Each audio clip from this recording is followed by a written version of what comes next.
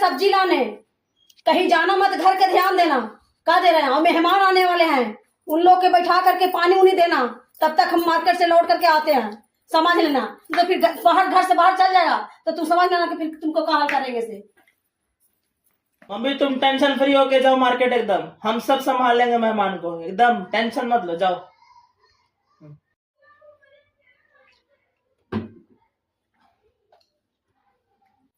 आई रे तू बैठ के लेके खा रहा है, अभी सब हम मेहमान के लिए लेके आए थे रे। आई बताओ तो यार, तू यहाँ बैठ के तू खा रहा है और हम कहा देंगे मेहमान के लिए। अब तो हमको इज्जत जाने की बारी आ गया। बताओ पहले तुमको तो हम कहा करके गए थे, और तोरा तो